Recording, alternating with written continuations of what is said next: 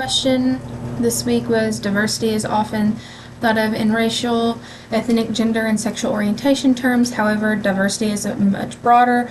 What are some of the other areas of diversity that may be encountered in rural communities? Example, socioeconomic status, religious identity, and then identify a policy issue that may affect one of the areas you identified. So I have several. One, I'm not 100% sure if it would be a area of diversity, but former addict, current addict, I feel like that's becoming a point of similarity for a lot of people, especially if you're in groups, you're coming together to all discuss a certain thing. And those are very hard to come by in more rural communities. Support groups, AA, NA, things like that. But I know the opioid crisis is absolutely insane right now. It is very, very prevalent where I'm from as well, and where I'm currently living. Another one is education level, and in more rural communities showing like education is intelligence. It said somewhere in the textbook, like talking about, I can't remember exactly what it said, I'm looking in my textbook, something about like saying someone was, it was different, like, what's the word? Slogan isn't the right word, but like dumber than a box of rocks, like things like that. But in rural communities, especially, like if you're not of a certain intelligence, or honestly, a lot of times it says in the text that rural communities are thought of less intelligent because school isn't as easy to come by.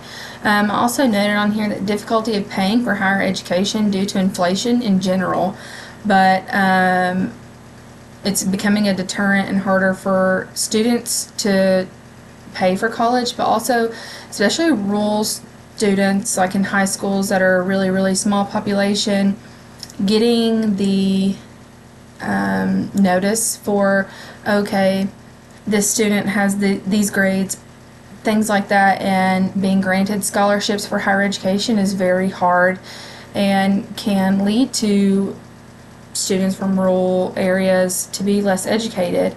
Another thing it's triggering, just like it's a healthcare shortage or healthcare provider shortage, there's a teacher shortage. I think it's gotten a little bit better, but I mean, if we can't afford to go to school, we can afford to have teachers. And then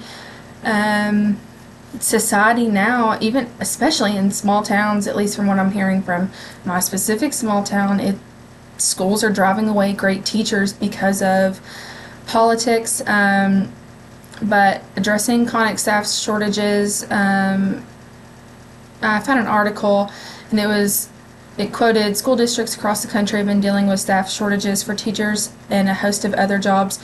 Addressing challenges with the teacher pipeline has become a bipartisan issue, and educators will likely be seeing more bills tackling that issue, according to Stanford. In Congress, a bill introduced in December of 2022 would incentivize states and school districts to increase the minimum K-12 teacher salary to $60,000 and provide yearly adjustments for inflation through new federal grants. I think that's great, but pay isn't everything. If you have a teacher who is being made uncomfortable in their job because of things that are going on in the world, like was a conversation of teachers being allowed to carry guns in the school. I have several friends who are educators, and they're like, that's not my job. That's not what I'm here for. I'm here to teach students. And they were all teaching in small towns, and they're towns that are very Republican, pro-gun. Oh, they probably may have had a firearm at home, but bringing that into a school and putting that pressure on a teacher, I feel like it's very unfair. But going back to where I said healthcare worker shortage. In rural communities, healthcare is a lot more scarce and hard to come by, especially for like specialized healthcare. And part of that is due to just lack of funds. If you're working at a rural hospital, you're not going to get as much money as you would working in a metropolitan hospital because the money's not coming in, so there's less draw to work in these areas. So if I were to have gotten hurt in my hometown, we have a small ER, but it is not equipped to handle anything major. So you have to get sent somewhere else, and the nearest bigger major hospital is in Johnson City. That's an hour and 15 minutes away. Plus you get into sending the text like a mistrust of outsiders. So if you get an outsider coming in, it's way less trust. There's several TV shows nowadays that have like a big city doctor coming in to be a town physician, and they don't trust them because they're not from there. So it's definitely something that causes an issue in rural communities. Another thing, it's more of a socioeconomic status type thing, being a last name family. My small town, if you have a certain last name, there's like 3 or 4 last names, you're instantly someone who is more recognized, given more opportunities.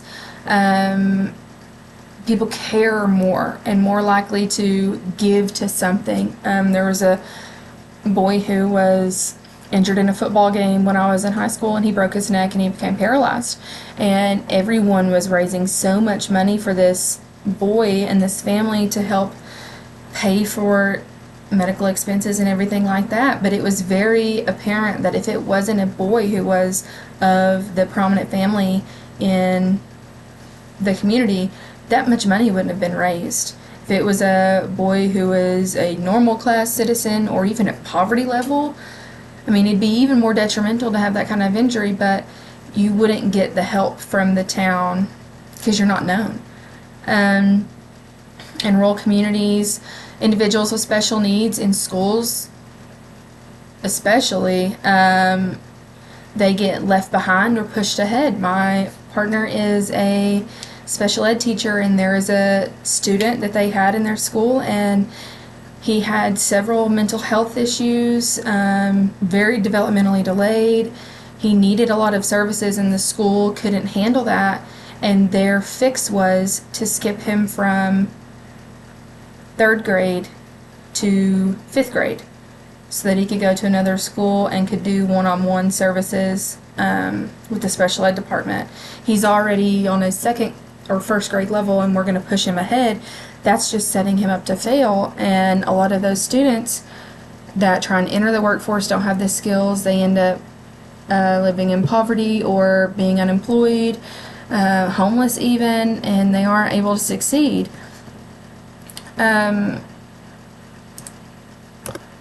a community close to mine, there was a big section about Hispanics, which I found interesting, and then it stated that there's very little research around Hispanics, which I think is insane considering how much they bring to this country. But it's such a point of contention in politics nowadays of deporting undocumented citizens and bringing citizens in from other countries, and especially Mexico and all other Spanish-speaking countries. It's a big deal. But accessing care for healthcare, several things just due to racism. The text said that there are areas that are less likely to give assistance due to the belief that either they're undocumented or just flat out they don't belong here. They're not from here. It's very common in my town that people are like, well, these people are mooching off of the government and we're having to pay for it. And I worked at a job when I was in college, working at a 2-year university as a child care, and it was a very large Hispanic population, and a lot of those parents weren't documented, but they weren't out here mooching off the government. They weren't able to get that government assistance because they don't have access or the ability. They're not documented. They're living in fear and trying to do better for their families, but don't know how to get their papers, get their citizenship, get a visa, whatever it is. So it just makes it harder. And then in schools, if you don't have a teacher who teaches ELL, or ESL, English as a second language. I have a client right now who is not originally from this country, and he is on a pre-K reading level because his first language is not English, and his school does not have an ESL teacher. So there's no one there to help him read and understand, so he's behind. He's in 4th grade, and he's reading on a pre-K level, so they keep passing him, but it's setting him up to fail. And where we don't have the access to people in a rural area, it's just way harder to get him what he needs. But hopefully that covered everything. I look forward to reading and listening to everybody else's, and I hope you have a great week.